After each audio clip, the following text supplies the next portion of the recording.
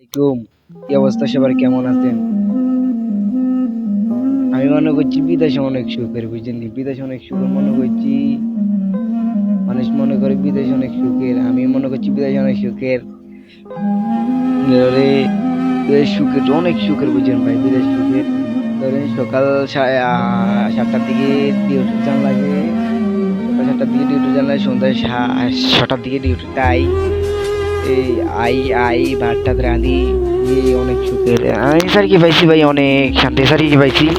ধরেন টিস্যু মিশু ধরেন না, গাড়ি গাড়ি আছে, গাড়ির মধ্যে টিস্যু মিশু উঠাই উঠাই এগুলা স্যার কি করতে আসি, অন ডিউটি করতে আসি। এই কোম্পানি অনেক বড় ইয়ারে। আমার ভাই স্যার কি করে ধরেন, ওই আমার ভাই আছে, আমার ভাই লাগাই আসি। আমার ভাই স্যার কি করে ধরেন, পাইপ আছে না, প্লাস্টিকের পাইপ পাইপ বানা আমার দিতে এই কাজে।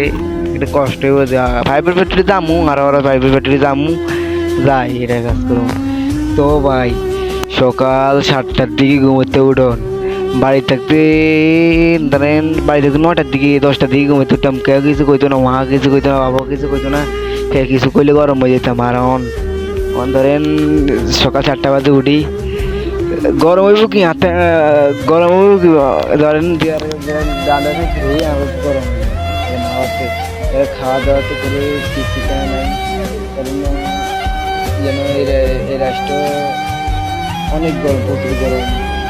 ধরেন 40-45 ডিগ্রি সেলসিয়াস, আর বাড়িতে কত 30-35 ডিগ্রি সেলসিয়াস হলে, 30-35 সেলসিয়াস হলে ধরেন গরমে মানে পাগল হয়েছে। 40 ডিগ্রির কাজ করি, ফ্যাক্টরির ভিতরে কাজ করি, ধরেন উপরে চাল মারা এটার মধ্যে গায়ে লোট করি। এটার একটা শান্তি আছে, কিন্তু ভাই এতে শান্তি দেখ।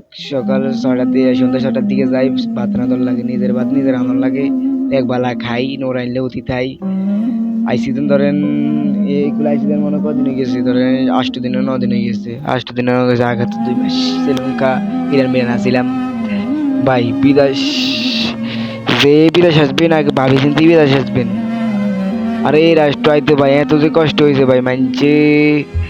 আমি মনে করছি এই রাস্তাতে কষ্ট হইতো না, আমার অনেকজনই কইছে ধরেন বাই রোডে আসতে অনেক কষ্ট আইচ্ছে। অনেকজনই কইলো আইকে বেটা, আরে তোরা দিলে আমি দিতে না কিনলে রে বেটা।